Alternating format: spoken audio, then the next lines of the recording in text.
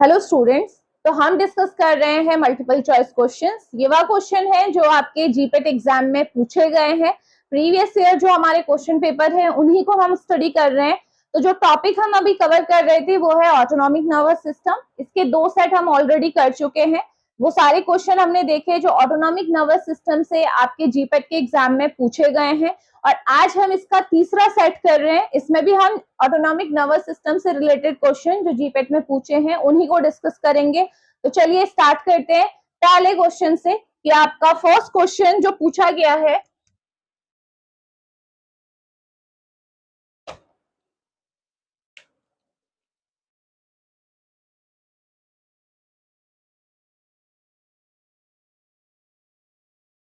तो first question है, क्या बोल रहे हैं देखो, myasthenia gravis is diagnosed with improved neuromuscular function by using. यानी कि माइस्थेनिया ग्रेविस की डायग्नोसिस के लिए हम ऑब्वियसली आपको पता है माइस्थेनिया ग्रेविस क्या है, आपका क्या होता है, ये मैंने आपके पहले सेट्स में भी इसके बारे में डिटेल में डिस्कशन किया हुआ है आपके साथ। तो माइस्थेनिया ग्रेविस में क्या होता है, हमारा जो न्यूरोमस्कुलर जंक्शन है, न्यूरॉन्स और मसल के बीच का जो जंक्शन है, वहां पे जो रिसेप्टर्स होते हैं उनका डिग्रेडेशन होना स्टार्ट हो जाता है। ये एक ऑटो इम्यून डिजीज है ना।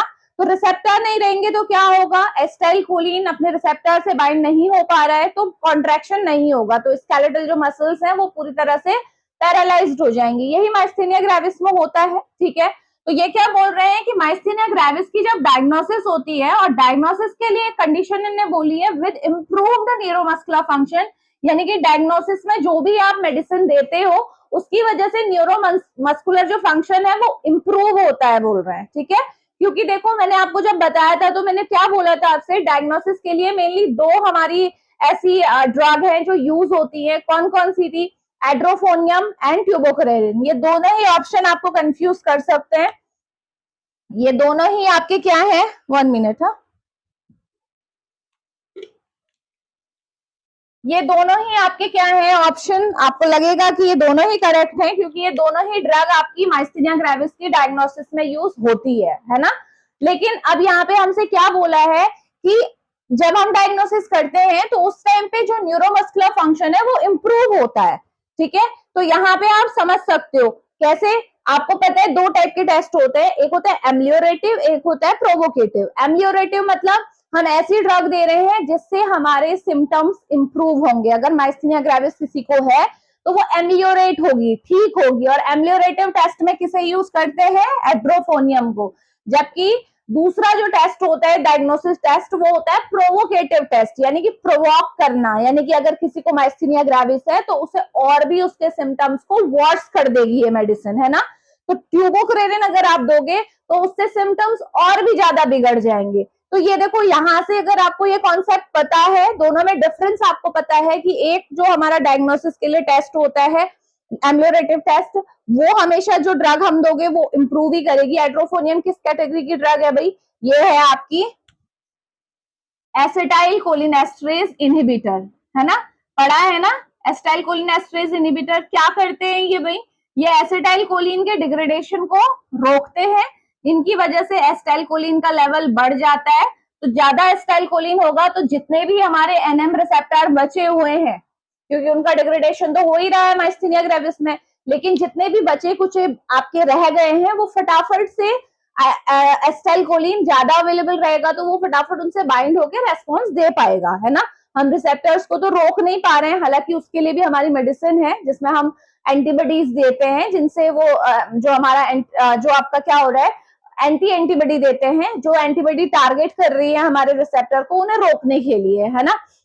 ये लेकिन यहाँ पे अप्रोच है आपकी एसिटाइल कोलिन के लेवल को बढ़ाने की। तो एड्रोफोनियम एसिटाइल कोलिन के लेवल को बढ़ाता है, तो इस वजह से आपका जो न्यूरोमस्कुलर फंक्शन है वो इंप्रूव होगा, मसल कॉन्ट्रैक्शन होगा। लेकिन डी-ट्यूबोक्रेरिन कौन सी ड्रग है भाई, ये क्या होती है आपकी, ये तो सीधे सीधे पता है आपको, ये एनएम रिसेप्टर ब्लॉकर है। ये तो क्या करेगी, एक तो वैसे ही एनएम रिसेप्टर कम है, ऊपर से इनके साथ बाइंड होके जितने बचे हुए हैं उन्हें भी ब्लॉक कर देगी। तो इसकी वजह से क्या होगा, सिम्टम और भी खराब हो जाएंगे, है ना। जो आपकी माइकार्डियल जो सॉरी माइस्थेनिया ग्रेविस है वो और भी ज्यादा क्या हो जाएगी, वर्स हो जाएगी। समझ में आ गया। तो इस क्वेश्चन से ये समझ में आया, तो ये आपका राइट आंसर क्या रहेगा, एड्रोफोनियम। दोनों यूज होता है डायग्नोसिस के लिए। ये आपका हमेशा सिम्टम्स को इम्प्रूव करेगा, और ये अगर दोगे तो सिम्टम्स क्या होंगे आपके और भी ज्यादा वर्स हो जाएंगे। तो उससे हमें डायग्नोसिस मतलब हमें पता लगाना है, हम इलाज नहीं कर रहे, हमें पता लगाना है। अगर सिम्टम खराब हो रहे हैं तो तब भी तो पता लग रहा है ना आपको कि हाँ इसे माइस्थीनिया ग्रेविस थी, इसी वजह से ये और भी ज्यादा वर्स कंडीशन हो रही है। ठीक है, तो दोनों मैंने समझाए हुए हैं डिटेल में आपको, जो माइस्थीनिया ग्रेविस मैंने पढ़ाया था आपको। ठीक है, डिटेल में आप लेक्चर देख सकते हो, और मैं पहले भी बोला है कि ऑटोनॉमिक नर्वस सिस्टम मैंने पूरा डिटेल में पढ़ाया हुआ है। अगर आपने नहीं पढ़ा है तो वेल एंड गुड, तब तो आप यहीं से प्रैक्टिस करते हुए समझते चलेंगे, रिवीजन हो रहा है आपका। लेकिन अगर आपने नहीं पढ़ा है तो एक बार सारे लेक्चर्स आप देख लो। ठीक है, मैं इसी वीडियो के आपको डिस्क्रिप्शन में आपको लिंक मिल जाएगा प्लेलिस्ट का ऑटोनॉमिक नर्वस सिस्टम का, और फिर आप ये प्रैक्टिस करोगे ना तो इजी रहेगा। ठीक है, तो चलिए, ये हमारा क्या है, फर्स्ट क्वेश्चन है। आते हैं सेकंड क्वेश्चन की तरफ।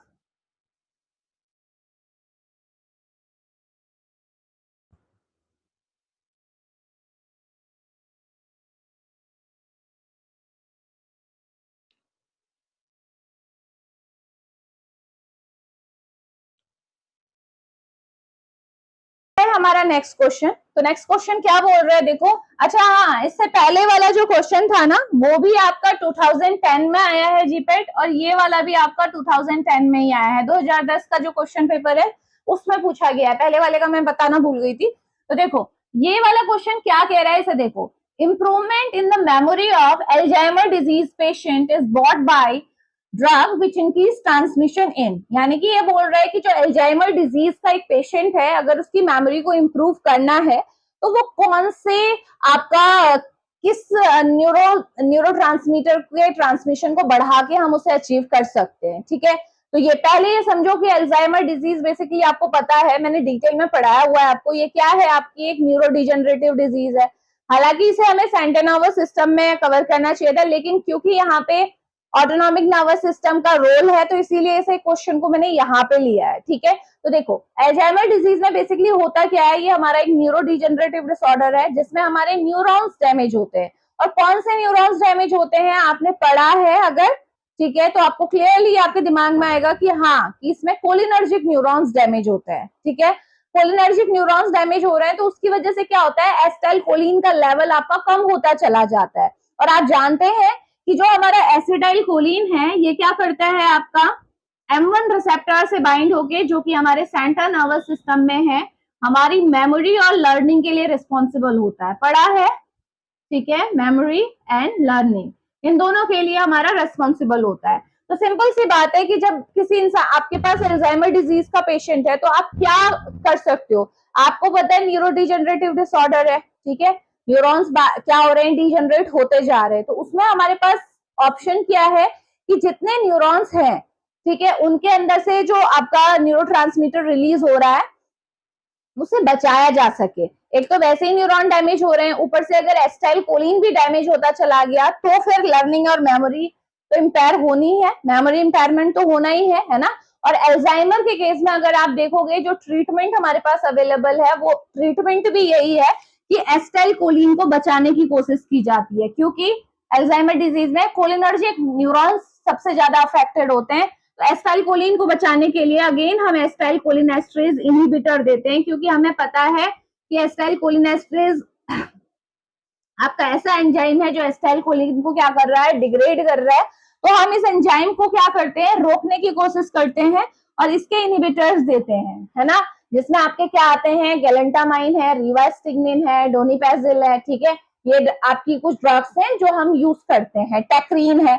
तो ये हम वैसे तो सीएनएस में मैं पढ़ाऊंगी तो वहां पे भी आपका सीएनएस में भी ये मैंने टॉपिक डिटेल में पढ़ाया हुआ है। तो अल्जाइमर डिजीज पढ़ना है तो आप सीएनएस की प्लेलिस्ट देख सकते हो। ठीक है, फिलहाल के लिए इतना समझ लो। तो इसका आंसर क्या होना चाहिए कि हमें कौन सा, हमें इंप्रूवमेंट की जरूरत है, किस ट्रांसमिशन को हमें इंप्रूव करना चाहिए, यानी कि हमें क्या करना चाहिए, एसिटाइल कोलिन के लेवल को बढ़ाना चाहिए। और किस ट्रांसमिशन को बढ़ाना चाहिए, हमें कोलिनर्जिक रिसेप्टर के, यानी कि हमें ज्यादा से ज्यादा एसिटाइल कोलिन को अवेलेबल कराना चाहिए ताकि वो कोलिनर्जिक रिसेप्टर से बाइंड होके, कोलिनर्जिक रिसेप्टर कौन सा, M1 रिसेप्टर, इससे बाइंड होके अपना रेस्पॉन्स दे सके और मेमोरी आपकी इंप्रूव हो सके। ठीक है, आई होप समझ में आ गया होगा, ठीक है। इसमें और ऑप्शन, जैसे अभी तक हमने क्वेश्चन डिस्कस किए थे, मैं बाकी ऑप्शंस भी आपको बता रही थी, उसकी जरूरत ही नहीं है क्योंकि एकदम से क्लिक होता है। अगर अल्जाइमर है, अल्जाइमर में हमें पता है कि क्या होता है, शॉर्ट टर्म मेमोरी हो जाती है। इंसान क्या होता है आपका, थोड़ी देर के लिए उसे क्या रहेगा, चीजें याद रहती हैं, फिर उसकी वो मेमोरी हट जाती है, वो भूल जाता है कि अभी थोड़ी देर पहले उसने क्या किया था, है ना। जैसे मैंने पढ़ाते हुए आपको बताया था, जैसे गजनी मूवी थी, है ना, उसमें जो आमिर खान को था वो यही था, अल्जाइमर ही था, तो उसे बोलते हैं शॉर्ट टर्म मेमोरी, ठीक है। थोड़ी देर के लिए याद रह रहा है, फिर वो भूल जा रहा है आगे पहले क्या हुआ था, तो वो अपनी बॉडी में हर जगह लिख लेता है ना, याद रखने के लिए, ताकि उसे याद रहे कि ये मुझे करना है, ये मैंने किया, ठीक है। तो ये बात आपको ध्यान में रखनी है। तो ये आपका क्या है, सेकंड क्वेश्चन है जो आपसे जीपेट 2010 में पूछा गया है। अब आ जाते हैं नेक्स्ट क्वेश्चन की तरफ।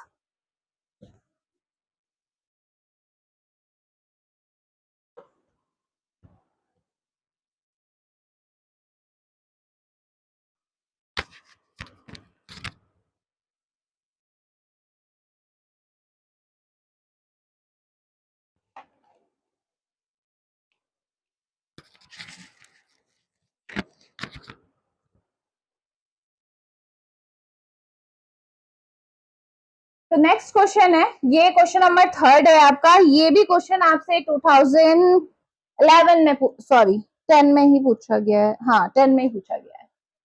ये क्वेश्चन भी आपसे 2010 जो आपका पेपर हुआ था जीपेट का, उसमें पूछा गया है। देखो क्या है, बहुत सिंपल सा क्वेश्चन है। Nicotinic action of acetyl choline is blocked by, आपको ये बताना है कि निकोटिनिक एक्शन किसकी वजह से ब्लॉक होता है। आपको पता है एसिटाइल कोलिन के दो रिसेप्टर है, दो टाइप के, M receptor and N receptor, muscarinic and nicotinic, ठीक है। सबके आपके एगोनिस्ट एंटागोनिस्ट मैंने आपको बताए हुए हैं, डिटेल एएनएस में लेक्चर में आपको मिल जाएगा।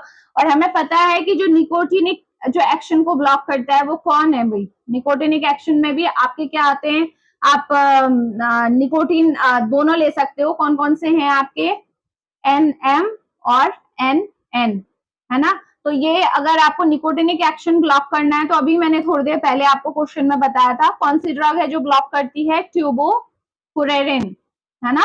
एनएम ब्लॉकर पढ़ाया है ना मैंने आपको, ठीक है।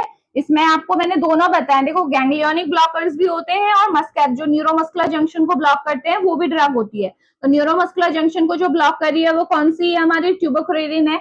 इसी के अलग अलग डेरिवेटिव्स आते हैं, मीवाकुरियम है आपका, पेनक्यूरोनियम है, रोक्यूरोनियम है, ठीक है। ये सारी ड्रग्स इसमें आती है। इवन इसके साथ एक और आती है सक्सिनाइल कोलिन, जो कि डायरेक्ट मसल रिलैक्सेंट में आती है, अभी मैं पढ़ा दूंगी आपको, ठीक है। आगे क्वेश्चन है इससे रिलेटेड, तो वो वहां पे हम डिस्कस कर लेंगे। बट फिलहाल के लिए आपको पता होना चाहिए कि जो आपका निकोटिनिक एक्शन को अगर ब्लॉक करने की बात आती है तो कौन है हमारा, ट्यूबोफुरेरिन। क्यूरेर जो है हमारा, ठीक है, एक एरो पॉइजन है। पहले टाइम में क्या होता था कि जब जानवरों को मारने के लिए उसका एरो का यूज करते थे ना, बो और एरो का, धनुष बाण जिसे बोलते हैं, तो क्या करते थे, जो एरो की टिप में क्या करते थे, क्यूरेर को लगा लेते थे। क्यूरेर को लगाने से क्या होता था, क्योंकि क्यूरेर क्या है आपका, मसल रिलैक्सेंट है, न्यूरोमस्कुलर ब्लॉकर है, तो जब वो तीर चलता था तो जब भी किसी जानवर को लगेगा तो क्या होगा, उसकी मसल्स एकदम रिलैक्स हो जाएंगी, तो वो वहीं पे क्या हो जाएगा आपका, पैरालाइज्ड हो जाएगा। तो ये हंटिंग के लिए बेसिकली जो शिकारी होते थे, आपके हंटर्स होते थे, वो यूज करते थे इसे। तो ये इसी वहीं से इसका आपका ओरिजिन हुआ और फिर इससे बहुत सारी मेडिसिन बना दी। इसमें भी हम क्या कर रहे हैं, हम ऑपरेशन के टाइम पे जब हमें चाहिए होती है कि स्केलेटल मसल को रिलैक्स करना होता है, तो तब हम इसे यूज करते हैं, है ना। तो ध्यान में रखेंगे कि ये आपका अगर ऑप्शन में आओ तो अब देखो ऑप्शन देखो आप, एट्रोपिन क्या है आपका, आपको पता है मस्कैरिनिक ब्लॉकर है। एट्रोपिन क्या करता है आपका, मस्कैरिनिक रिसेप्टर को ब्लॉक करता है, ठीक है। कार्विडियोल पढ़ा हुआ है आपने, कार्विडियोल क्या है आपकी, बीटा ब्लॉकर है। ये तो इस कैटेगरी से ही अलग है। बीटा ब्लॉकर मतलब ये बात हो रही है हमारी एड्रेनलिन और नॉरएपिनेफ्रिन की, उसके क्या होते हैं, अल्फा और बीटा रिसेप्टर होते हैं। तो ये बीटा ब्लॉकर है, साथ ही साथ इसकी अल्फा 1 सिलेक्टिविटी भी होती है, अल्फा 1 को भी ब्लॉक करता है ये, है ना। जैसे हमारा हम यहाँ पे मेंशन कर लेते हैं कि जैसे एड्रेनलिन है, ठीक है, एड्रेनलिन है, तो एड्रेनलिन के दो रिसेप्टर हैं, अल्फा एंड बीटा, इसके भी सब टाइप है लाइक एम और एन। तो यहाँ पे जो हमारा कार्विडिलॉल है ये बीटा को तो ब्लॉक करता ही है, बीटा ब्लॉकर तो है ही है, लेकिन साथ में अल्फा के दो सब टाइप होते हैं, अल्फा 1 एंड अल्फा 2। ये अल्फा 1 को भी ब्लॉक करता है, ठीक है। ये इंपॉर्टेंट है, बहुत बार क्वेश्चंस में पूछा जाता है, तो ध्यान में रखना है आपको कि ये बीटा ब्लॉकर है विद अल्फा 1 सिलेक्टिविटी। और नेक्स्ट ऑप्शन हमारे पास क्या था, यानी कि एट्रोपिन भी गलत हो गया, कार्बिडोल भी गलत हो गया। नियोस्टेगमिन सबको पता है ये क्या है हमारा, क्या है नियोस्टेगमिन, एसिटाइलकोलिनेस्टरेज इनहिबिटर है, एसिटाइलकोलिन के डिग्रेडेशन को रोकता है, इसका रिसेप्टर लेवल पे कोई काम नहीं है, ठीक है। एसिटाइलकोलिन के लेवल को बढ़ाने का काम है इसका, फिर एसिटाइलकोलिन ही अपने रिसेप्टर से बाइंड होता है, तो इसका मतलब ये ऑप्शन भी गलत है। लास्ट जो डी ट्यूबोक्रेरिन है, यही ऑप्शन हमारा क्या है, आपका सही ऑप्शन है, ध्यान रखेंगे, ठीक है। चलिए, तो ये है हमारा क्या, थर्ड क्वेश्चन, इजी क्वेश्चन था, ठीक है, कुछ भी इसमें डिफिकल्टी नहीं होनी चाहिए करने में। चलिए नेक्स्ट क्वेश्चन देखते हैं, क्वेश्चन नंबर 4, और ये पूछा गया है आपसे जीपैट 2011, ठीक है, 2011 जो आपका जीपैट का क्वेश्चन पेपर था, उसमें ये क्वेश्चन आपसे पूछा गया है। तो देखते हैं पहले क्वेश्चन क्या कह रहा है, Which of the following drug does not induce mydriasis? तो ये पूछ रहे हैं कि इनमें से कौन सी ड्रग ऐसी है जो माइड्रियासिस कॉज नहीं करती है। ये पूरा कॉन्सेप्ट आपको मैंने सेट 1 या सेट 2 में पहले से बता चुकी हूँ मैं, इसका माइड्रियासिस मियोसिस का डिटेल में सेट 2 में ही शायद हमने डिस्कस किया था। इसीलिए जब आप क्वेश्चन प्रैक्टिस कर रहे हो ना, तो सेट के अकॉर्डिंग करना, ठीक है, तो आपके लिए सही रहेगा। वैसे तो मैं बता ही रही हूँ, लेकिन यहाँ पे शॉर्ट में हम डिस्कस करेंगे। तो सबसे पहले बात करते हैं, देखो ऑप्शन देखने से पहले माइड्रियासिस को देखो। मैंने आपको क्या बताया था कि हमारी जो आइरिस होती है, ठीक है, जो प्यूपिल है हमारा, प्यूपिल मतलब जो ब्लैक पोर्शन है हमारा सेंटर में छोटा सा, उसके साइड में हमारी मसल्स होती है, कौन सी होती है, आइरिस होती है, ठीक है। अब वो आइरिस जो होता है, आइरिस में जो मसल्स होती है ना, उनके कॉन्ट्रैक्शन पे ही डिपेंड करता है कि प्यूपिल का साइज बड़ा होगा या छोटा होगा। जैसे हम बोलते हैं ना, मायोसिस मतलब छोटा होना, माइड्रियासिस मतलब बड़ा होना, ठीक है। ये सेंटर है, ये हमारा प्यूपिल है, और इस तरीके से ये मसल्स हैं, ठीक, और ये इस तरीके की मसल्स हैं, देखो, ठीक। तो ये हमारी दो टाइप की मसल है, एक तो है सर्कुलर मसल जो आपको राउंड में दिख रही है सर्कल में, ये सर्कुलर मसल है, और जो सीधे सीधे दिख रही है ये हमारी क्या है, रेडियल मसल है। पढ़ाया था मैंने आपको, कहाँ है भाई ये मसल, ये क्या है, आइरिस है आपका, बीच में आपका सेंटर में प्यूपिल है। तो मैंने आपको क्या बताया था कि सर्कुलर मसल में हमारे कौन से रिसेप्टर होते हैं भाई, कौन से रिसेप्टर होते हैं सर्कुलर मसल में, मस्कैरेनिक M3 रिसेप्टर होते हैं, बताया था। और रेडियल मसल में कौन से रिसेप्टर होते हैं, अल्फा 1 रिसेप्टर होते हैं, ठीक है। यानी कि ये तो एसिटाइलकोलिन का रिसेप्टर है, और ये कौन सा है आपका, एड्रेनलिन का रिसेप्टर है, एड्रेनलिन या नॉर एड्रेनलिन का रिसेप्टर है। तो मैंने एक बात आपसे बोली थी कि जब भी सर्कुलर मसल कॉन्ट्रैक्ट होगी, यानी कि जब भी एसिटाइलकोलिन या फिर उसका कोई कंटेनर M3 से बाइंड होगा और सर्कुलर मसल कॉन्ट्रैक्ट होगी, तो उस टाइम पे क्या होगा आपका, मायोसिस होगी। ये जो सर्कुलर मसल है जो गोल गोल आपको दिख रही है, ये जब कॉन्ट्रैक्ट होंगी तो प्यूपिल का साइज क्या होगा, छोटा हो जाएगा, यानी कि मायोसिस हुई। और जब ये रेडियल मसल जो आपको दिख रही है, अगर ये कॉन्ट्रैक्ट हुई, और ये कॉन्ट्रैक्ट कब होंगी, जब अल्फा 1 होगा एक्टिवेट, तो क्या होगा आपका, प्यूपिल का साइज बड़ा होगा, इट मींस माइड्रियासिस होगी। आई थिंक अब आपको समझ में आ गया मियोसिस और माइड्रियासिस का कॉन्सेप्ट, ठीक है। तो यानी कि एक बात समझ में आ रही है कि माइड्रियासिस होनी है तो अल्फा 1 का एक्टिवेशन होना चाहिए, और दूसरा अगर किसी तरीके से अगर हम सर्कुलर मसल में जो M3 को ब्लॉक कर देंगे, तो तब भी क्या होगा आपका, माइड्रियासिस होगी, मायोसिस नहीं होगी कंपैरेटिवली, ठीक है। आप एक ऐसे रिसेप्टर को ब्लॉक कर रहे हो जिसकी वजह से मायोसिस होती है, अगर आप उसे ब्लॉक कर दोगे तो क्या होगा, कंपैरेटिवली आपकी प्यूपिल क्या हो जाएंगी, डायलेट हो जाएंगी, ठीक है। और डायरेक्टली अगर आप क्या कर रहे हो, रेडियल मसल को एक्टिवेट कर रहे हो वाया दीज अल्फा 1 रिसेप्टर, तो फिर माइड्रियासिस होनी ही होनी है, ठीक है। तो चलिए, इतना आपको पता है, इतना कॉन्सेप्ट आपका क्लियर है। इसीलिए हम बोलते हैं कि हमारे दो सिस्टम है, parasympathetic nervous system and sympathetic nervous system. Parasympathetic nervous system में कौन आता है, एसिटाइलकोलिन, जब वो M3 से बाइंड होता है तो क्या होता है, मायोसिस। इसीलिए पैरासिम्पैथेटिक नर्वस सिस्टम जब भी एक्टिवेट होगा तो क्या होगा, प्यूपिल का साइज छोटा हो जाएगा, छोटा होने से क्या होगा, कम लाइट अंदर जाएगी, और जो पास की चीजें हैं वो आपको क्लियरली दिखाई देंगी, और साथ ही साथ मायोसिस की वजह से जो आपका एक्वस ह्यूमर होता है उसका आउटफ्लो भी इंप्रूव होता है, ठीक है। तो आइस के अंदर प्रेशर भी कम होता है। और रेडियल मसल का, अब वही बात है, जब सिंपैथेटिक नर्वस सिस्टम एक्टिवेट होगा तो रेडियल मसल एक्टिवेट होंगी, इनमें कॉन्ट्रैक्शन होगा वाया दीज अल्फा 1 रिसेप्टर, और जब भी ये होगा तो क्या होगा, माइड्रियासिस होगी, आपकी जो प्यूपिल है उसका साइज बड़ा हो जाएगा, तो ज्यादा से ज्यादा लाइट आपकी आईज में एंटर करेंगी वाया प्यूपिल और रेटिना तक पहुंचेंगी और आपको फार ऑब्जेक्ट आपको क्लियरली दिखाई देंगे। तो ये आपका एक तरीके से अकोमोडेशन में हेल्प करता है। ये माइसिस माइड्रियासिस जो होती है वो आपको अकोमोडेशन में हेल्प करती है कि पास की चीजें देखनी है तो क्या होना चाहिए, दूर की चीजों के लिए क्या होना चाहिए, वो बात है। ठीक है, तो चलिए ये ओवरऑल इसका ओवरव्यू हो गया। अब बात आ जाती है ऑप्शंस पे आ जाओ। ठीक है, एट्रोपिन क्या है बताओ? एट्रोपिन क्या है? आपकी मस्कैरेनिक ब्लॉकर है, मस्कैरेनिक एंटागनिस्ट मैं बोल सकती हूँ इसको, कोलिनर्जिक एंटागनिस्ट बोल लो, मस्कैरेनिक बोल लो, क्योंकि मस्कैरेनिक को ही करती है। तो मस्कैरेनिक एंटागनिस्ट है, यानी कि M3 को ब्लॉक करेगी। तो अगर M3 ब्लॉक होगा तो भाई क्या होगा? मैंने अभी आपको बोला कि अगर M3 को आप किसी तरीके से ब्लॉक करवा रहे हो वाया एट्रोपिन तो क्या होगा? माइसिस नहीं होगी। तो कंपैरेटिवली अगर दोनों में कंपैरिजन करोगे, आई का स्टेटस देखोगे तो क्या होगा? माइड्रियासिस, उसका उल्टा ही तो होगा। अगर आपने एक को, दोनों के बीच में बैलेंस बना हुआ है माइसिस और माइड्रियासिस के बीच में, एक को आपने हटा दिया तो दूसरा प्रोमिनेंट हो जाएगा, तो माइड्रियासिस। तो यानी कि ये तो ऑप्शन वैसे देखो तो सही है, ये माइड्रियासिस करता है। ठीक है, नेक्स्ट आ जाओ चलो फेंटोलामीन पे। फेंटोलामीन क्या है? आपका नॉन सिलेक्टिव अल्फा ब्लॉकर है। ये क्या है? नॉन सिलेक्टिव अल्फा ब्लॉकर है, यानी कि ये अल्फा 1 और अल्फा 2 दोनों को क्या करेगा? ब्लॉक करेगा। तो अल्फा 2 का तो हम यहाँ पे जिक्र नहीं कर रहे क्योंकि लेना देना नहीं है। अल्फा 1 अगर ब्लॉक हो जाए तो क्या होगा बताओ? अल्फा 1 की वजह से माइड्रियासिस होती थी, तो अल्फा 1 को आपने ब्लॉक कर दिया तो माइड्रियासिस होगी? नहीं होगी। तो there will be no mydriasis. तो अगर ओवरऑल इफेक्ट देखोगे तो क्या होगा? आपका माइसिस होगी। ठीक है, तो यही आपका करेक्ट ऑप्शन यही है, इसी की वजह से नहीं होती है। और ऑप्शंस भी पहले डिस्कस कर लेते हैं ताकि कभी अगर ऐसा हो कि आपको किसी अलग तरीके से क्वेश्चन पूछ लिया जाए तो आपको कंफ्यूज नहीं होना है।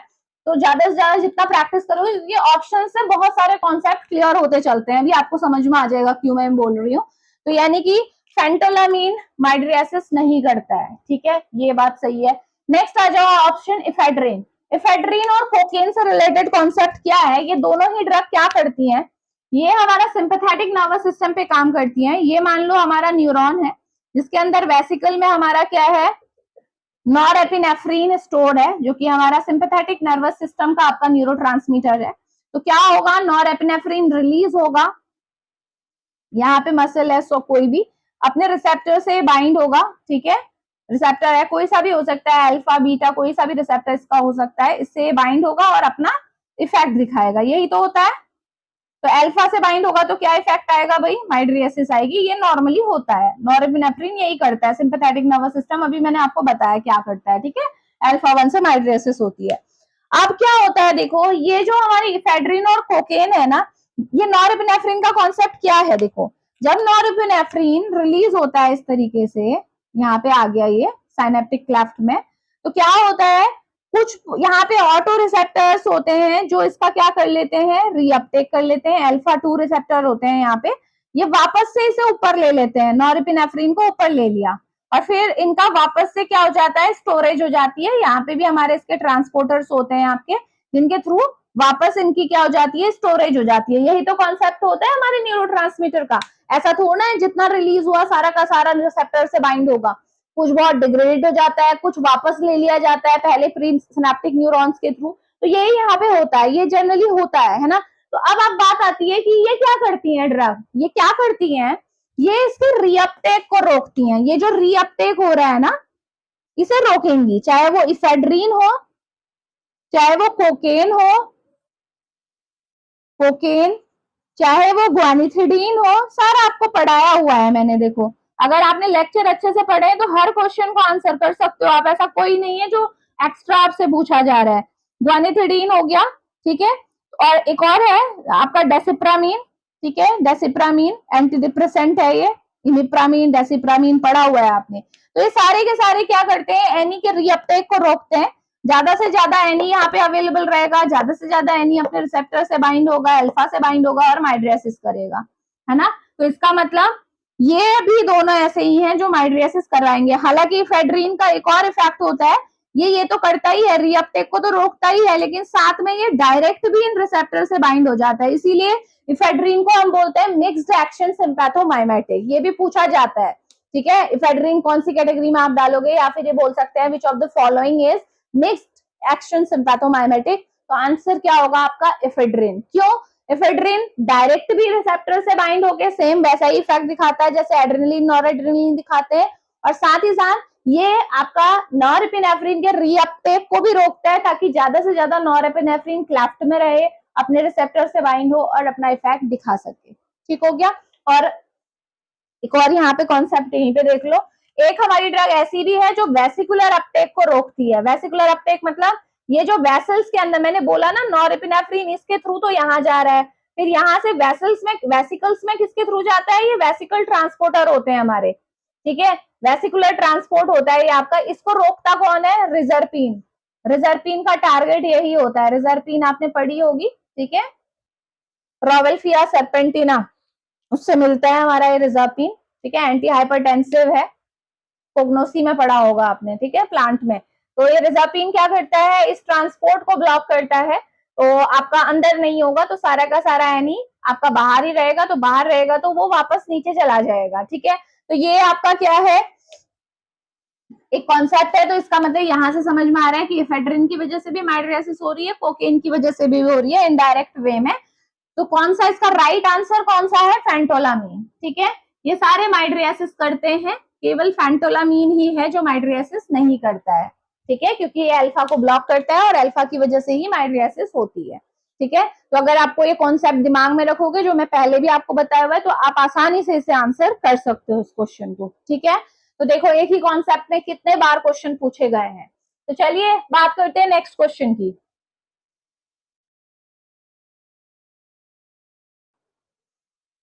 तो ये है हमारा नेक्स्ट क्वेश्चन। ये क्वेश्चन आपसे पूछा गया है, ये भी आपका आया है 2011 का जो जीपेट एग्जाम हुआ था उसमें आपसे पूछा गया था।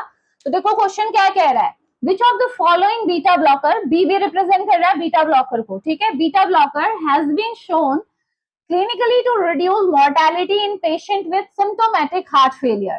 तो ये बोल रहे हैं कि जो आपके सिम्टोमेटिक हार्ट फेलियर के पेशेंट्स होते हैं, यानी कि ऐसे पेशेंट जिनका हार्ट फेलियर हुआ है और उसके सिम्टम्स आ रहे हैं, कभी कभी असिम्टोमेटिक भी होता है जिसमें सिम्टम्स होते ही नहीं है, ठीक है।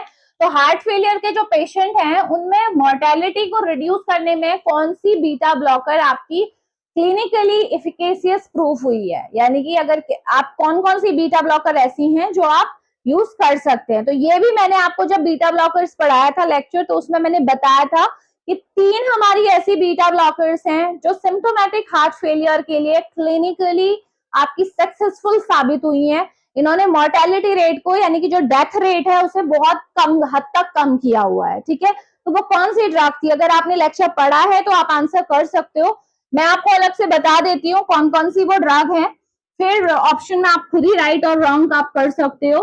तो पहली ड्रग कौन सी है हमारी, कार्विडोल।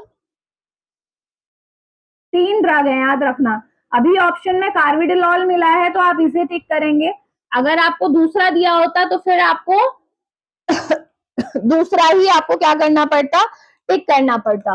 कार्विडोल है, नेक्स्ट हमारे पास है बिसोप्रोलोल, और लास्ट हमारे पास है मेटोप्रोलोल।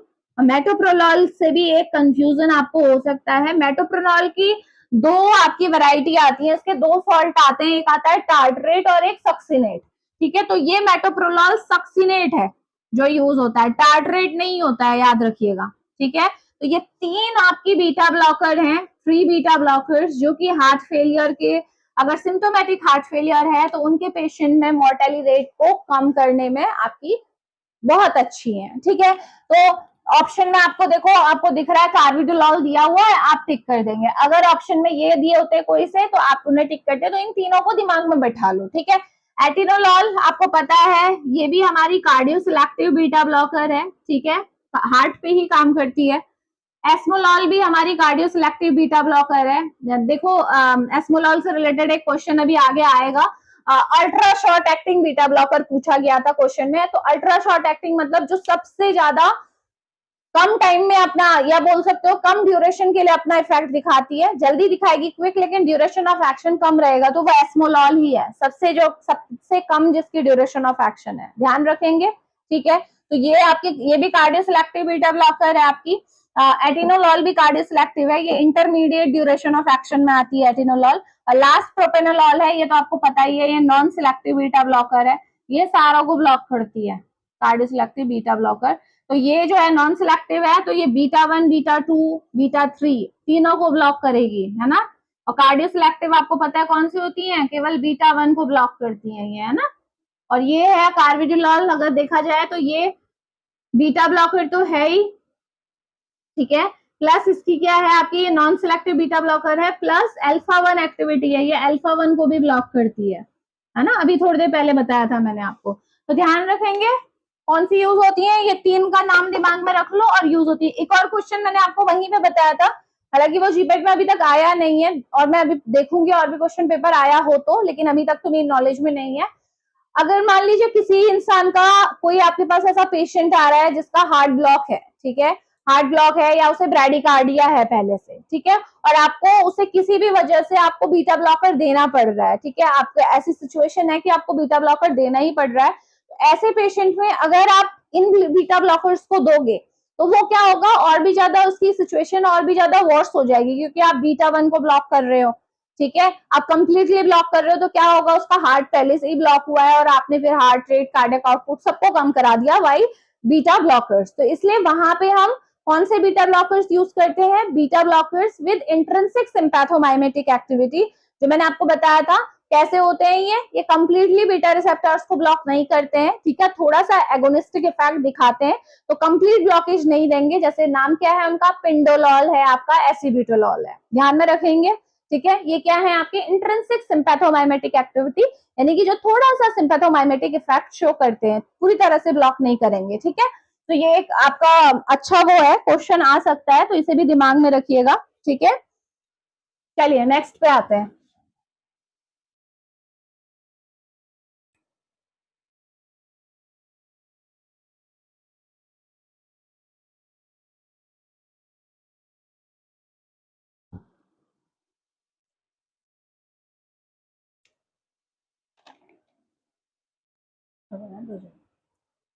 तो ये है आपका नेक्स्ट क्वेश्चन, ये क्वेश्चन आपका आया है 2012 जो जीपेट एग्जाम हुआ था उसमें पूछा गया है।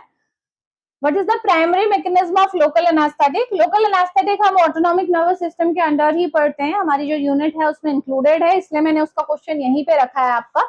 तो लोकल एनेस्थेटिक सबको पता है, जो हम लोकली अप्लाई करते हैं, चाहे आप इंजेक्शन फॉर्म में दीजिए या क्रीम के फॉर्म में दीजिए, ठीक है। तो लोकल मीन्स पर्टिकुलर किसी एक एरिया को एनेस्थेटाइज करने के लिए इसे यूज किया जाता है, तो वो आपके लोकल एनेस्थेटिक है। तो इसके मैंने आपको मैकेनिज्म बताए थे, जब लोकल एनेस्थेटिक हमने लेक्चर पढ़ा था तो मैंने आपको इसके मल्टीपल मैकेनिज्म बताए थे। मेजर 3 मैकेनिज्म होते हैं जो आपके लोकल एनेस्थेटिक्स फॉलो करते हैं, ठीक है। उनमें से भी प्राइमरी कौन सा होता है वो भी मैंने आपको बताया था। तो वो 3 मैकेनिज्म क्या थे, सबसे पहली बात है कि लोकल एनेस्थेटिक क्या करते हैं। लोकल एनेस्थेटिक बेसिकली उस एरिया में जो हमारी इंपल्स जारी है या इंपल्स जनरेशन या कंडक्शन को ब्लॉक कर देते हैं, यानी कि न्यूरॉन्स की एक्टिविटी को ब्लॉक कर देते हैं।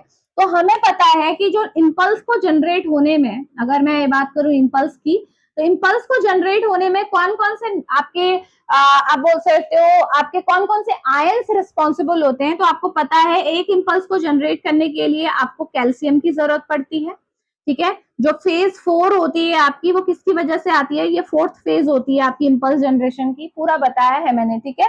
न्यूरोट्रांसमिशन का जो लेक्चर लिया है उसमें मैंने सारी फेजेस आपको डिटेल में बताई है।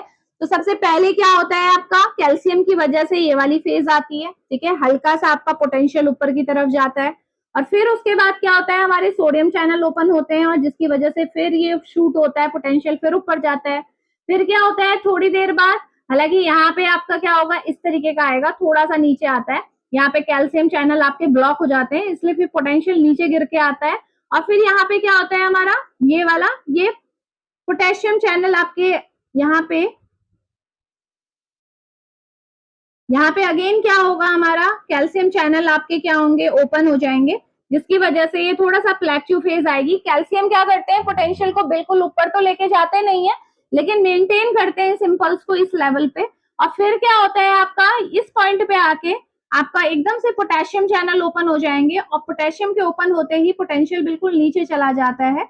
और ये जो डाउन फेज आ रही है आपकी, जो ये वाली फेज आ रही है, ये किसकी वजह से आ रही है? पोटेशियम की वजह से आ रही है। तो यानी कि एक इंपल्स को जनरेट होने में इन चारों की जरूरत पड़ती है, ये हमें पता है, और ऑप्शन में भी देखो चारों का जिक्र हुआ है, ठीक है। तो अब बात ये आती है कि मुझे क्या करना है, इंपल्स बनने से रोकना है, क्योंकि अगर लोकल एनेस्थेटिक कोई दी जा रही है तो लोकल एनेस्थेटिक का मेन टारगेट क्या होता है कि भाई ये जो इंपल्स जनरेशन हो रहा है उसे रोका जाए, क्योंकि अगर इंपल्स नहीं बनेंगी, एक न्यूरॉन से दूसरे में नहीं जाएंगी, तो न्यूरोट्रांसमीटर भी नहीं जाएंगे, तो इफेक्ट आएगा नहीं। यही तो करता है लोकल एनेस्थेटिक, है ना। तो इंपल्स कंडक्शन ट्रांसमिशन को रोकता है। तो इंपल्स बनने से रोकने के लिए मुझे क्या चाहिए? देखो, मुझे चाहिए, अगर मुझे इंपल्स बनने से रोकना है तो मुझे क्या चाहिए होगा कि मुझे कैल्शियम को रोकना पड़ेगा, सोडियम को रोकना पड़ेगा, ठीक है। और क्योंकि इसकी वजह से इंपल्स का क्या हो रहा है, आपका पोलराइज्ड वाली स्टेज आ रही है आपकी, है ना, पोलराइजेशन हो रहा है, डीपोलराइजेशन, और कैल्शियम की वजह से ये प्लेटो भी आ रहा है। लेकिन जो नीचे आ रहा है, रीपोलराइजेशन हो रहा है, वो किसकी वजह से हो रहा है? पोटेशियम की वजह से। तो मुझे क्या चाहिए कि जो पोटेंशियल है, अगर पोटेंशियल की मैं बात कर रही हूँ, तो मुझे चाहिए कि ये पोटेंशियल ऐसा रहे, हमेशा ये रेस्टिंग मेम्ब्रेन पोटेंशियल में रहे, इंपल्स आए ही ना। तो रेस्टिंग मेम्ब्रेन पोटेंशियल की तरफ कौन लेके आ रहा है? पोटेशियम लेके आ रहा है। तो यानी कि ये तो ऐसी, हम ऐसी मेडिसिन जरूर देंगे जो क्या करें, पोटेशियम चैनल को क्या करें, आपकी ओपन करें, ठीक है। और हम कौन सी और देंगे? हम कैल्शियम, हमें पता है कि ये इंपल्स जनरेट हो रही है कैल्शियम और सोडियम की वजह से हो रही है ऊपर वाली फेज, तो कैल्शियम को भी ब्लॉक करने वाली मेडिसिन देंगे, सोडियम ब्लॉकर्स भी हम देंगे, ठीक है। तो ये हमारा मेन कॉन्सेप्ट है। इसके अलावा मैंने एक और बात आपको बताई थी कि जो हमारे ट्रांसमीटर्स होते हैं, दो टाइप के होते हैं, एक्साइटेटरी और इनहिबिटरी। तो एक्साइटेटरी हमें क्या चाहिए, जब आप एनेस्थेटिक दे रहे हो तो आपको क्या चाहिए? इनहिबिशन चाहिए, है ना। तो आप इनहिबिटरी न्यूरोट्रांसमीटर को आप प्रमोट करोगे, यानी कि गाबा जो है हमारा, वो क्या है आपका? गाबा एक इनहिबिटरी न्यूरोट्रांसमीटर है। यही तो बताया था मैकेनिज्म में मैंने आपको। गाबा क्या है? एक इनहिबिटरी न्यूरोट्रांसमीटर है। तो जब भी ये अपने रिसेप्टर से बाइंड होता है तो ये क्या करता है? क्लोराइड चैनल को ओपन कर देता है, और क्लोराइड की वजह से भी सेम वही होता है जो पोटेशियम की वजह से होता है, जो पोटेंशियल है वो नीचे चला जाता है, इंपल्स जनरेट नहीं होती है, ठीक है। बल्कि नीचे क्या, वो और भी नीचे लेके आ जाता है, रेस्टिंग मेम्ब्रेन से भी नीचे पोटेंशियल आ जाता है मेम्ब्रेन का, समझ रहे हो। तो इसका मतलब गाबा हमें चाहिए होगा, हम गाबा का, अगर हम किसी भी तरीके से गाबा के इफेक्ट को बढ़ा सके तो वो भी हमारा एक मैकेनिज्म होता है लोकल एनेस्थेटिक्स का, ठीक है। तो ये तो हमारा थोड़ा बहुत आइडिया था कि क्या क्या हो सकता है, हम लोकल एनेस्थेटिक क्या क्या कर सकते हैं। तो मेन बात यही है कि कैल्शियम और सोडियम के लेवल को कम करना चाहिए, ठीक है। पोटेशियम और क्लोराइड बाय गाबा के थ्रू होता है क्लोराइड, इनके लेवल को बढ़ाना चाहिए, या इनको किसी भी तरीके से इनको एक्टिवेट करना चाहिए, ठीक है। तो आ जाइए ऑप्शन में। सबसे पहले है एक्टिवेशन ऑफ पोटेशियम चैनल। हाँ, ये हो सकता है, ठीक है। लोकल एनेस्थेटिक पोटेशियम चैनल को एक्टिवेट करेंगे तो उसकी वजह से क्या होगा आपका, ये आपकी सिचुएशन आ जाएगी कि हमारा रीपोलराइजेशन हो जाएगा, वापस इस स्टेज में आ जाएगा रेस्टिंग मेम्ब्रेन पोटेंशियल में, जो कि हमें चाहिए। तो ये हो सकता है एक mechanism. Blockage of voltage gated sodium channel, बिल्कुल सही बात है, सोडियम चैनल की ब्लॉकेज हम चाहते हैं हो, लगाया हमने निशान, ये भी तो सही है। Activation of N type calcium channel, calcium channel को एक्टिवेट करना चाहते हैं क्या? नहीं, हमें कैल्शियम चैनल को भी ब्लॉक करना है, तो ये तो ऑप्शन बिल्कुल गलत हो गया। Blockage of GABA gated chloride channel, GABA gated chloride channel की ओपनिंग हमें चाहिए, हमें ब्लॉकेज होना चाहिए, हमें गाबा के इफेक्ट को, हमारी जो लोकल एनेस्थेटिक होंगी वो गाबा के इफेक्ट को बढ़ाएंगी, क्योंकि उसकी वजह से क्लोराइड चैनल ओपन होंगे और वो भी यही काम करेंगे जो पोटेशियम करते हैं। तो गाबा का एक्टिवेशन चाहिए, तो ये भी हमारा गलत हो गया, क्योंकि हमें गाबा की ब्लॉकेज नहीं चाहिए, गाबा का एक्टिवेशन चाहिए। अब इन दोनों में से जो प्राइमरी मैकेनिज्म है, आप देखोगे लोकल एनेस्थेटिक्स, ये एक आप बोल सकते हो कि बहुत कम ऐसी लोकल एनेस्थेटिक होंगी जो इस मैकेनिज्म पे काम करती हैं। प्राइमरी मैकेनिज्म हमसे पूछा है लोकल एनेस्थेटिक का, तो प्राइमरी हमेशा ध्यान रखिएगा, प्राइमरी मैकेनिज्म यही है, blockage of voltage gated sodium channel. क्योंकि आपको पता है एक इंपल्स अगर बन रही है तो उसमें सबसे ज्यादा अगर रोल है कैल्शियम के अलावा किसी का, तो वो है सोडियम का। इवन दोनों को कंपेयर करोगे तो सोडियम का ज्यादा रोल है, ठीक है। बहुत सारी इंपल्स ऐसी होती हैं जिसमें इस कैल्शियम की जरूरत भी नहीं पड़ती है, ये फेज 4 की, सीधे आपका सोडियम आपकी इंपल्स को जनरेट करवा देता है, ठीक है। वो मैंने बताया हुआ है, वो मैं उसमें जाऊंगी नहीं, स्लो फाइबर फास्ट फाइबर बताया हुआ है मैंने सारा इसमें कॉन्सेप्ट आपको न्यूरोट्रांसमिशन में। तो ध्यान रखेंगे कि हमारा जो आंसर होगा वो क्या होगा, प्राइमरी मैकेनिज्म पूछा है तो blockage of voltage gated sodium channel. ठीक है, तो यही हमारा है इंपल्स कंडक्शन को रोकना, यही लोकल एनास्थेटिक का मैकेनिज्म है। ठीक है, तो चलिए नेक्स्ट क्वेश्चन पे आते हैं।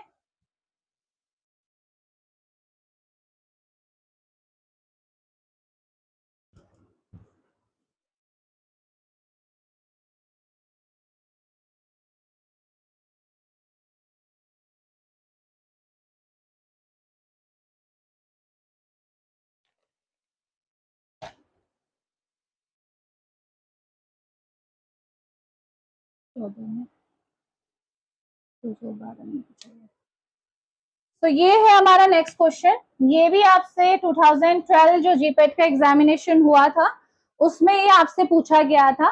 तो क्या पूछ रहा है आपसे, which one of the class of drug cause side effect like, एक मिनट,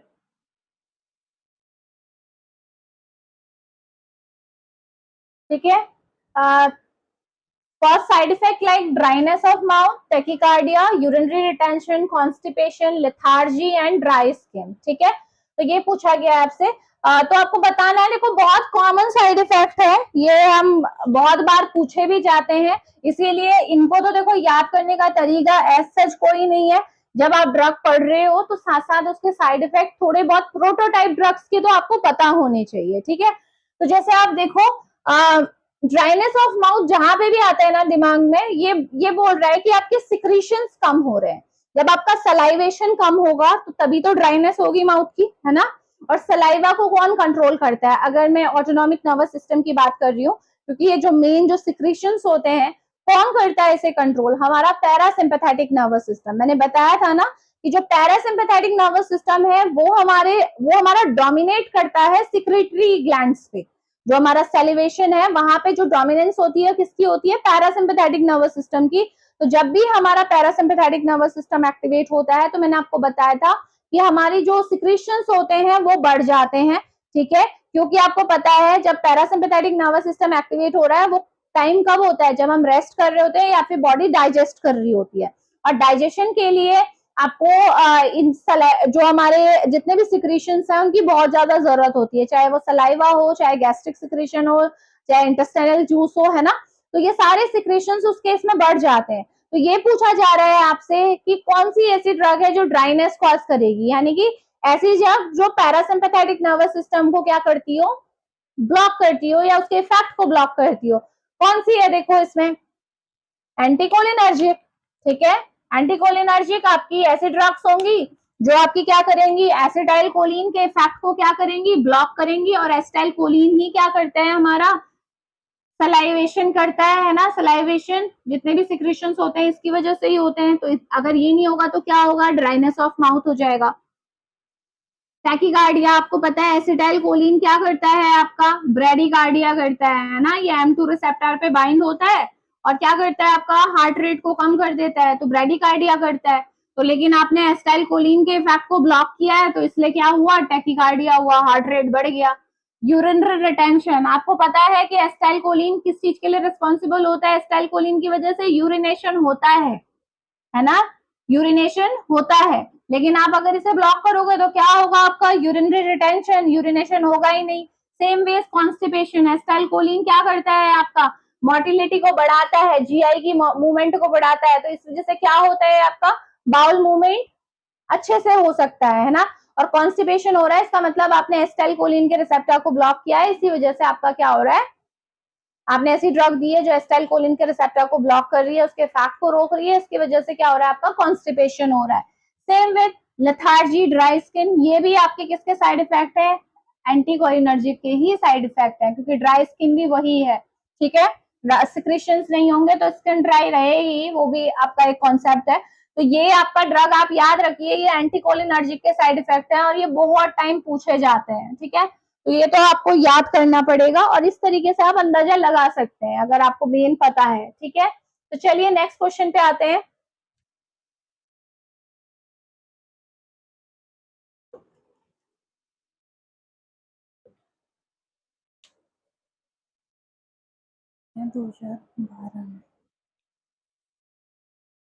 तो ये है हमारा नेक्स्ट क्वेश्चन, क्वेश्चन नंबर 8, और ये क्वेश्चन पूछा गया है आपसे 2012 जीपेट एग्जाम में। तो देखिए क्या पूछा है, क्वेश्चन थोड़ा सा लंबा है और कॉन्सेप्ट भी इसमें आपको मैंने समझाया हुआ है, ठीक है, आपके लेक्चर्स में मैंने बताया था आपको, लेकिन देखो यहाँ पे भी हम इसे समझ लेते हैं, आंसर कैसे करोगे। All of the following drug are sympathomimetic. आपको पता है कि जितने भी ऑप्शन दिए हुए हैं चारों के चारों, ये सारी सिंपैथोमाइमेटिक हैं, यानी कि ये हमारे सिंपैथेटिक नर्वस सिस्टम को मिमिक करती हैं। जैसे सिंपैथेटिक नर्वस सिस्टम के मेजर न्यूरोट्रांसमीटर नॉरएपिनेफ्रिन, एपिनेफ्रिन, जिन्हें नॉर एड्रेनलिन और एड्रेनलिन भी कहते हैं, जैसे वो एक्ट करती हैं, तो उसी तरह के इफेक्ट ये भी आपका प्रोड्यूस करती हैं कुछ ऑर्गन्स में। ऐसा नहीं है कि सारी की सारी ड्रग सारे रिस्पॉन्स प्रोड्यूस करती है। तो ये ड्रग है सिंपैथोमाइमेटिक, यानी कि सेम उन्हीं की तरह काम करती हैं। तो इनसे रिलेटेड ये ऑप्शन हमें दिए हुए हैं और हमें बोला है कि सिस्टोलिक बीपी और डायस्टोलिक बीपी का कॉन्सेप्ट यहाँ पे आता है कि कौन सी ऐसी हैं जो सिस्टोलिक बीपी को बढ़ाती हैं, कौन सी ऐसी हैं जो डायस्टोलिक बीपी को बढ़ाती हैं, और एक करेक्ट पेयर हमें चूज करना है। तो इस पे आने से पहले आप इन ड्रग्स को देखो, वन बाय वन इनके बारे में समझते हैं। पहले तो ये इनको समझने से पहले सिस्टोलिक और डायस्टोलिक बीपी का कॉन्सेप्ट समझ लो। जो हमारे ब्लड प्रेशर, आपको पता है जब भी हम बीपी मेजर करते हैं तो आपका किस तरीके का बीपी आता है। अगर हम प्रीवियस उसमें चले तो क्या होता है, 120/80 mmHg ऐसा ही लिखा हुआ आता है। अब तो क्या है, अब क्योंकि अभी लाइफस्टाइल बहुत ज्यादा सिडेंटरी हो गई है, तो इसलिए हम नॉर्मल बीपी के रेंज को थोड़ा बढ़ा दिया गया है। हम 130/90 mmHg को भी नॉर्मली मानते हैं, वैसे ये है, ठीक है। तो इसमें हम क्या बोलते हैं, जब हम बीपी मेजर करते हैं, ठीक है, तो उस टाइम पे हमारे दो आते हैं, आपके दो जगह पे हम साउंड को मेजर करते हैं। जो पहला वाला है, जो इसको तो हम बोलते हैं सिस्टोलिक ब्लड प्रेशर, ये दूसरा क्या है, डायस्टोलिक ब्लड प्रेशर। दो मेजरमेंट लेते हैं हम। तो ये है क्या, सिस्टोलिक ब्लड प्रेशर क्या होता है, जिस टाइम पे हमारा हार्ट कॉन्ट्रैक्ट हो रहा है, आपका हार्ट है, जिस टाइम पे कॉन्ट्रैक्ट हो रहा होगा उस टाइम पे जो ब्लड वेसल्स पे जो प्रेशर लग रहा है वो आपका क्या है, सिस्टोलिक ब्लड प्रेशर है। यानी कि systolic blood pressure totally depend करता है हमारे हार्ट पे, ठीक है। हार्ट का जो कॉन्ट्रैक्शन हो रहा है उस पर डिपेंड करेगा, ठीक है। जिस टाइम पे आपका हार्ट कॉन्ट्रैक्ट कर रहा है, काम कर रहा है, पंप करने का काम कर रहा है, उस टाइम पे आपका जो ब्लड वेसल्स की वॉल पे प्रेशर लगता है वो सिस्टोलिक ब्लड प्रेशर है, ठीक है।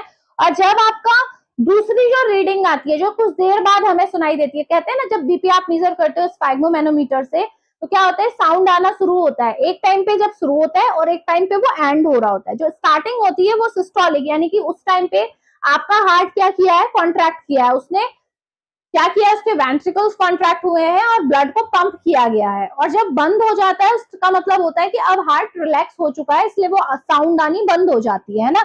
तो ये जो डायस्टोलिक ब्लड प्रेशर है उसका हार्ट से लेना देना नहीं है। डायस्टोलिक ब्लड प्रेशर आप कह सकते हो कि जिस टाइम पे हमारा हार्ट रिलैक्स्ड है, ठीक है, हार्ट आपका क्या है, वेंट्रिकल बोल सकते हो आप, जिस टाइम पे रिलैक्स्ड है उस टाइम पे आपका कौन सा ब्लड प्रेशर आता है, आपका डायस्टोलिक बीपी। उसे उस प्रेशर को जो ब्लड वेसल पे लग रहा है उसे बोलते हैं डायस्टोलिक ब्लड प्रेशर, ठीक हो गया। तो अब इस कॉन्सेप्ट को समझो कि जो ये सिस्टोलिक ब्लड प्रेशर है ये टोटली हार्ट पे डिपेंड करता है। हार्ट पे या बोल सकते हो वेंट्रिकल्स पे, यानी कि वेंट्रिकल्स जितना फोर्सफुली कॉन्ट्रैक्शन देंगी उतना ज्यादा आपका सिस्टोलिक बीपी होगा। समझ में आ गया, वेंट्रिकल्स जितना फोर्सफुल कॉन्ट्रैक्शन करेंगे इसका मतलब उतना ही ज्यादा कार्डियक आउटपुट होगा, उतना ही ज्यादा ब्लड आपका पंप होगा, इतना इसका मतलब उतना ही ज्यादा आपका ब्लड प्रेशर होगा, क्योंकि पंप होके अल्टीमेटली कहाँ जा रहा है, आपका ब्लड वेसल्स पे ही तो जा रहा है, ठीक है। जो ब्लड है वो कहाँ जा रहा है, आपके वेंट्रिकल है, वेंट्रिकल में क्या हुआ, कॉन्ट्रैक्शन हुआ, ठीक है, वेंट्रिकल में ब्लड था, कॉन्ट्रैक्शन हुआ, तो ये वेंट्रिकल ने क्या किया, आपका कॉन्ट्रैक्ट करके ब्लड कहाँ भेजा, कहाँ गया, आपका एओर्टा में ही तो गया, और एओर्टा से पूरी बॉडी में सप्लाई हुआ ब्लड, है ना। तो एओर्टा भी आपकी क्या है, एक ब्लड वेसल है। तो इसका मतलब हम कह सकते हैं कि जो वेंट्रिकल्स जिस टाइम पे कॉन्ट्रैक्ट हो रहे हैं उस टाइम पे जो ब्लड वेसल्स पे जो हमारा प्रेशर है वो आपका सिस्टोलिक ब्लड प्रेशर है। तो टोटल बात दिमाग में ये रखनी है कि जो सिस्टोलिक ब्लड प्रेशर होता है वो किस पे डिपेंड करता है, हार्ट पे। अगर हार्ट ज्यादा फोर्सफुली कॉन्ट्रैक्ट होगा, अगर वेंट्रिकल्स ज्यादा फोर्सफुली कॉन्ट्रैक्ट होंगे तो क्या होगा, ये उतना ही ज्यादा आपका ब्लड को पंप करेंगे, ठीक है। जो ब्लड की पंपिंग होगी वो क्या होगी, उतना ही ज्यादा होगी, और ज्यादा ब्लड पंप होगा तो इसका मतलब जो प्रेशर पड़ेगा इन वेसल्स में वो भी क्या होगा, ज्यादा होगा, यानी कि ब्लड प्रेशर भी ज्यादा होगा। और इस ब्लड प्रेशर को क्या बोलोगे आप? Systolic blood pressure. सिंपल सी बात, ठीक है, क्योंकि इसका रिलेशन टोटल हार्ट से है। समझ में आ गया? तो ये बात ध्यान में रखना। अब डायस्टोलिक बीपी को समझो आप। डायस्टोलिक बीपी किस टाइम पे आ रहा है? जब आपका हार्ट रिलैक्स्ड है, यानी कि हार्ट का कोई रोल नहीं है अभी, ठीक है। डायस्टोलिक ब्लड प्रेशर क्या है? जब हार्ट रिलैक्स है उस टाइम पे आपका ब्लड वेसल्स में क्या प्रेशर है, ठीक है, वो आपका क्या होता है? डायस्टोलिक ब्लड प्रेशर होता है, और उसका हार्ट से कोई लेना देना नहीं है, क्योंकि इस टाइम पे आपका हार्ट रिलैक्स्ड है। तो यानी कि डायस्टोलिक जो ब्लड प्रेशर होता है ये टोटली किस पे डिपेंड करता है? हमारी ब्लड वेसल्स की रेजिस्टेंस पे, या फिर जिसको बोलते हैं हम पेरिफेरल, टोटल पेरिफेरल रेजिस्टेंस पे डिपेंड करेगा। यानी कि ब्लड वेसल्स अगर कॉन्स्ट्रिक्टेड है या रिलैक्स है, उन पे डिपेंड करेगा हमारा डायस्टोलिक ब्लड प्रेशर कितना आ रहा है। हार्ट से कोई लेना देना नहीं है, ठीक है, क्योंकि इस टाइम पे आपका हार्ट रिलैक्स्ड है, तो जो ब्लड वेसल्स पे जो भी प्रेशर पड़ रहा होगा वो आपका क्या होगा? टोटली किस पे डिपेंड करेगा? आपकी ब्लड वेसल्स की एनाटॉमी पे डिपेंड करेगा। अगर मान लीजिए आपकी ब्लड वेसल कॉन्स्ट्रक्टेड है, ठीक है, आपके हार्ट ने ब्लड को पंप कर दिया था, कोई प्रॉब्लम नहीं है, पंप हो गया था, हार्ट तो पूरा रिलैक्स्ड है। अब अगर ब्लड वेसल्स आपकी क्या है? कॉन्स्ट्रक्टेड है, ठीक है, तो कॉन्स्ट्रक्टेड होंगी तो क्या होगा? आपका बीपी बढ़ेगा। अगर ब्लड वेसल्स आपकी रिलैक्स्ड है तो बीपी कम होगा। तो सिंपल बोलो कि ब्लड वेसल्स कॉन्स्ट्रिक्ट हुई तो डायस्टोलिक बीपी बढ़ा, ब्लड वेसल्स रिलैक्स हुई तो आपका क्या हुआ? आपका डायस्टोलिक जो ब्लड प्रेशर है वो कम हो गया। तो आपका यहाँ से पूरा कॉन्सेप्ट ये क्लियर हो जाता है कि जो सिस्टोलिक बीपी है वो किस पे डिपेंड करता है? हमारे हार्ट पे डिपेंड करता है। यानी कि ऐसी कोई भी ड्रग जो कि हार्ट पे काम कर रही होगी, हार्ट के कॉन्ट्रैक्शन को बढ़ा रही होगी, वो सिस्टोलिक बीपी को बढ़ाएगी। अगर ऐसी कोई भी ड्रग है जो आपकी डायरेक्ट ब्लड वेसल्स पे काम कर रही है तो वो किसको बढ़ाएगी? डायस्टोलिक ब्लड प्रेशर को बढ़ाएगी। ठीक हो गया कि सिस्टोलिक और डायस्टोलिक ब्लड प्रेशर है क्या? सिस्टोलिक ब्लड प्रेशर किस पे डिपेंड करेगा, डायस्टोलिक ब्लड प्रेशर किस पे डिपेंड करेगा, ये क्लियर हो गया है। ठीक है, तो अब आ जाइए आप ऑप्शंस पे। ठीक है, आपको पता है कि जो एड्रेनलिन है, ठीक है, सबसे पहले तो हम देख लेते हैं सारी सिंपैथोमाइमेटिक है, यानी कि अल्फा और बीटा रिसेप्टर पे ही काम करेंगी। तो एक एक करके सबका रिसेप्टर का देख लेते हैं। और अभी हमें मेन बात किसकी बात हो रही है भाई? ब्लड प्रेशर की बात हो रही है। तो ब्लड प्रेशर पहले तो समझ लो, सारे रिसेप्टर को डिस्कस करने का कोई फायदा नहीं है। ब्लड प्रेशर को कौन कौन से रिसेप्टर होते हैं जो रेगुलेट करते हैं? ठीक है, ब्लड प्रेशर की बात हो रही है, तो ब्लड प्रेशर किसकी वजह से रेगुलेट होता है? या तो आपका अल्फा 1 होगा, या अल्फा 2, या बीटा 2। ये तीन ही रिसेप्टर हैं जो हमारे ब्लड प्रेशर को रेगुलेट करते हैं। ठीक है, बीटा 2 की वजह से वैसोडाइलेशन होता है, इसलिए आपका बीपी कम हो जाता है। और अल्फा 1 अल्फा 2 की वजह से हमारा क्या होता है? वैसो कॉन्स्ट्रिक्शन होता है, इसलिए बीपी बढ़ जाता है, ये हमें पता है। ठीक है, और ये भी बात ध्यान में रखो कि अगर ओवरऑल देखा जाए तो लो और मॉडरेट जो डोज होती है उसमें हमेशा बीटा 2 का रिस्पॉन्स आपका क्या रहता है? डोमिनेंट रहता है। और अगर हाई डोज में ये होंगे तो अल्फा का रिस्पॉन्स डोमिनेट करेगा। तो लो और मॉडरेट अगर डोज आपने दी हुई है तो हमेशा बीटा 2 का रेस्पॉन्स आता है। ये आपको मैंने पहले भी बताया है, अभी भी दिमाग में रख लो। ठीक हो गया। और नेक्स्ट एक और बात यहाँ पे ये आती है कि दूसरी बात किसकी हो रही है? हार्ट की। और हार्ट में आपको पता है, अगर मैं बात करती हूँ हार्ट की, दूसरा केस हार्ट का बनता है, क्योंकि सिस्टोलिक ब्लड प्रेशर कौन डिटरमाइन करता है? हमारा हार्ट। और हार्ट में कौन सा रिसेप्टर है? बीटा 1 रिसेप्टर है, जिसकी वजह से क्या होता है? हमारा हार्ट रेट बढ़ता है, फोर्स ऑफ कॉन्ट्रैक्शन बढ़ता है, ठीक है, कार्डियक आउटपुट बढ़ता है। यही होता है जब भी ये रिसेप्टर एक्टिवेट होता है। तो इसका मतलब हमें समझ में आ गया है कि जो सिस्टोलिक बीपी है उसे कौन डिटरमाइन करेगा? हमारा हार्ट। और डायस्टोलिक बीपी को कौन डिटरमाइन करेगा? हमारी ब्लड वेसल्स। मैं यहाँ पे ब्लड वेसल्स ही लिखती हूँ, ठीक है, ब्लड वेसल्स पे है ना, क्योंकि ये रिसेप्टर्स, ठीक है, ब्लड वेसल। ठीक, ये हमारा कॉन्सेप्ट हो गया। अब आ जाओ चलो एड्रेनलिन देखो। एड्रेनलिन आपको अगर इन चारों रिसेप्टर की मैं बात करूं तो एड्रेनलिन देखो सब पे काम करता है। एड्रेनलिन सब पे काम करता है। ये आपका अल्फा 1 अल्फा 2 पे भी काम करता है, ये आपका बीटा 1 पे भी काम करता है, और बीटा 2 पे भी काम करता है। ठीक है, ठीक हो गया। आइसोप्रेनालिन आ जाओ। आइसोप्रेनालिन केवल बीटा पे काम करता है, तो ध्यान में रखिएगा कि आइसोप्रेनालिन का अल्फा एक्शन नहीं होता है। अगर आपको क्लासिफिकेशन याद है तो आपको याद होगा, ये केवल बीटा 1 पे या बीटा 2 बीटा 3 पे ही काम करता है। तो इसलिए मैंने, क्योंकि मेन जो है बीटा 1 बीटा 2 है, तो मैंने उन्हीं का लिखा हुआ है यहाँ पे। बीटा 1 बीटा 2 पे काम करेगा, अल्फा का कोई रिस्पॉन्स ये नहीं देता है। सेम आ जाओ विथ फिनाइलेफ्रिन। फिनाइलेफ्रिन आपने पढ़ा है क्या है, ये नॉन सिलेक्टिव अल्फा एगोनिस्ट है, ठीक है। तो ये अल्फा रिसेप्टर पे काम करेगा खाली, बीटा पे इसका कोई रिस्पॉन्स नहीं आएगा। तो अल्फा 1 अल्फा 2 पे ये काम करेगा, बाकी ये कहीं काम नहीं करने वाला। नॉरएपिनेफ्रिन पे आ जाओ। चलो, नॉरएपिनेफ्रिन आपको पता है किस किस पे काम करता है, ये भी एड्रेनलिन की तरह ही है, थोड़ा सा वेरिएशन है। देखो, अल्फा 1 पे काम करेगा, अल्फा 2 पे काम करेगा, बीटा 1 पे काम करेगा, और आपको पता है बीटा 2 पे नॉरएपिनेफ्रिन काम नहीं करता है, पढ़ा है। नॉरएपिनेफ्रिन जो होता है आपका बीटा 2 रिसेप्टर पे वर्क नहीं करता है, ठीक है। तो चलिए, तो ये हो गया। तो अब आ जाइए, सॉल्व करते हैं बात को, ठीक है। एड्रेनलिन देखो, एड्रेनलिन अल्फा 1 अल्फा 2 पे बाइंड करेगा, लेकिन अभी यहाँ पे कहीं पे भी हाई डोज का जिक्र नहीं हुआ है, तो इसीलिए हम ये मान के चलेंगे कि ये सारी जो ड्रग है एक मॉडरेट डोज में दी गई है। तो मैंने पहले ही आपको बताया कि मॉडरेट डोज में कौन सा रिस्पॉन्स आता है, केवल बीटा 2 रिस्पॉन्स डोमिनेट करता है। तो अल्फा 1 अल्फा 2 की जरूरत भी नहीं है यहाँ पे अभी वो करने की, लेकिन फिर भी यहाँ पे इसे रखो एज इट इज, ठीक है। एड्रेनलिन के केस में कौन सा रिस्पॉन्स डोमिनेट करेगा, अल्फा 1 अल्फा 2 की वजह से। चलो, बीपी बढ़ेगा, पता है हमें बढ़ता है, ठीक है। बीटा 2 की वजह से बीपी कम होगा, और बीटा 1 की वजह से क्या होगा आपका, क्या होगा, कार्डियक आउटपुट बढ़ेगा, फोर्स ऑफ कॉन्ट्रैक्शन बढ़ेगा, हार्ट रेट बढ़ेगा। यही तो पढ़ा है आपने, ठीक है, पढ़ लिया। अब देखो, तो ओवरऑल देखो आप इन दोनों में से कौन सा रिस्पॉन्स मानोगे, बीटा ब्लड प्रेशर बढ़ेगा या कम होगा। मैंने बताया ना कि नॉर्मल डोज में बीटा 2 का रिस्पॉन्स डोमिनेट करता है, तो यानी कि जो बीपी है वो क्या होगा, कम होगा। और ये कौन सा बीपी होगा भाई, ब्लड वेसल्स में मैंने क्या बोला था आपको, ब्लड वेसल्स किस चीज को डिटरमाइन करती है, डायस्टोलिक बीपी को।